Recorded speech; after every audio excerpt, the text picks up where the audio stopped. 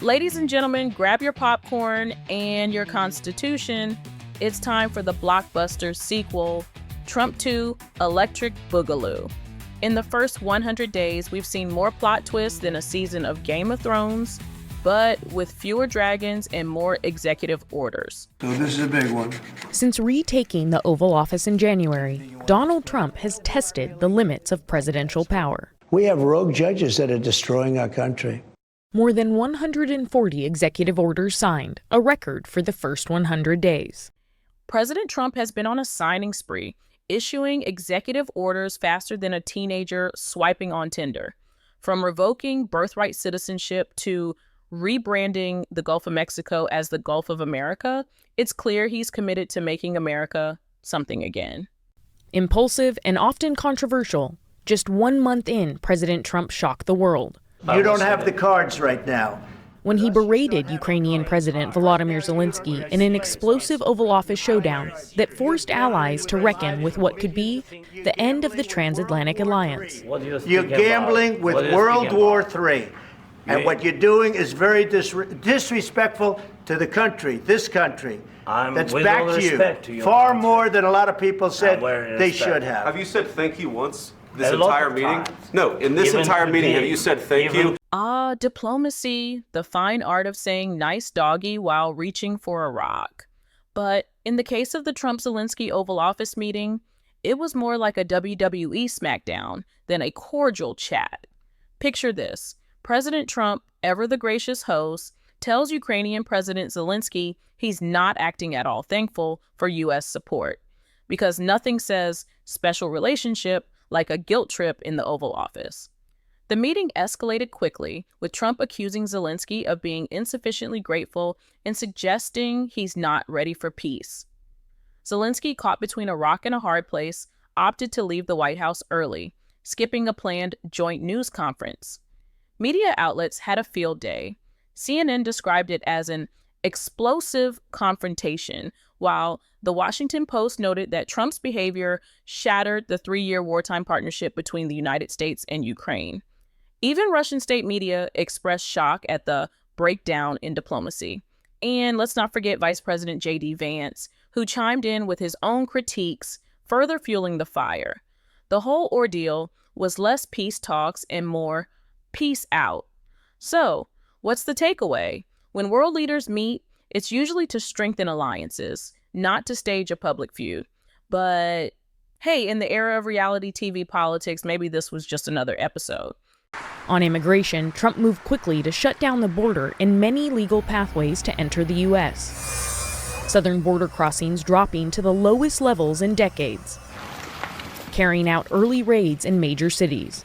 Top immigration officials launched a PR blitz to highlight the deportations and pressure immigrants to self-deport. If you are considering entering America illegally, don't even think about it. In a move that surprised no one, Trump doubled down on immigration, implementing policies that even the Statue of Liberty would frown upon. Mass deportations? Check. Sanctuary cities targeted? Double check. Compassion? Still loading. Do you have a pulse? Acting with Trump's blessing, special government employee Elon Musk has exerted unprecedented influence inside the administration, while vowing to take a chainsaw to the federal government. He's promoted Teslas on the White House driveway. It's 0 to 60 miles an hour in 2 seconds. Musk's so-called Department of Government Efficiency, or DOGE, claims to have cut $160 billion in spending since Trump took office. Nowhere near the $1 trillion promised by September. Elon Musk, the man who once promised us Mars colonies and instead delivered mass layoffs. Welcome to the Department of Government Efficiency, or DOGE. Yes, DOGE, because when you think of streamlined governance, you naturally think of a meme coin. In the first 100 days of Trump's sequel presidency, Musk's DOGE has been on a rampage, axing over 200,000 federal employees, shuttering agencies like the Department of Education, and claiming to save $160 billion.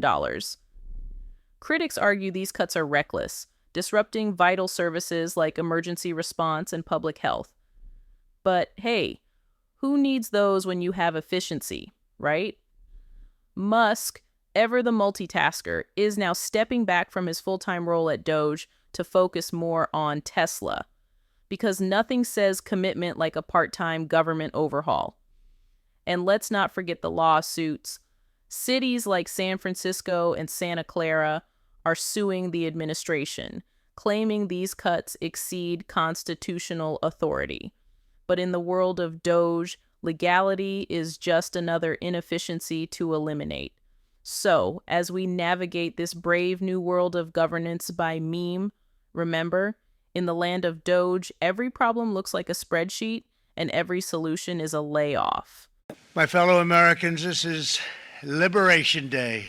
And after promising to rein in inflation and lower the price of goods, President Trump unveiled sweeping tariffs on nearly all of the nations that trade with the U.S., before he backtracked, announcing a 90-day pause just hours before they were set to take effect. Well, I thought that people were jumping a little bit out of line. They were getting yippy, They were getting a little bit yippy, a little bit afraid. Still, Trump left in place an across-the-board 10% tariff on most imported goods and 25% levies on foreign autos, steel, and aluminum. And he launched a bitter trade war with China, slapping 145% tariffs on most Chinese products imported to the U.S., prompting China to retaliate, all sparking chaos in the financial markets, and according to a majority of economists, raising the risk of recession. On the international stage, Trump's America First approach has left our allies wondering if they're on an episode of Survivor NATO Edition. Tariff wars, withdrawn treaties, and awkward handshakes, diplomacy has never been so undiplomatic. President Trump approaches his 100th day in office. A new ABC News poll shows he has the lowest approval rating at this milestone of any president within inside of the last 80 years. The poll, also produced with the Washington Post and Ipsos, finding just 39% of Americans approve of the job he's done so far. Meantime, more Americans are losing faith in President Trump's promise for economic turnaround. 72% say it's likely the president's recent policy changes will plunge our nation into a recession. 72%. As Trump's approval ratings nosedive faster than a lead balloon, he remains unfazed, labeling polls as fake news. Because when in doubt, blame the media. It's the presidential way. President Trump has made clear he will move to enact his agenda with or without Congress. But the near-daily court setbacks continue as the judiciary questions the legality of some of his actions. So what's next in this reality show presidency? Tune in next week for more executive orders, international incidents, and tweets at 3 a.m. Until then, stay informed and stay sane.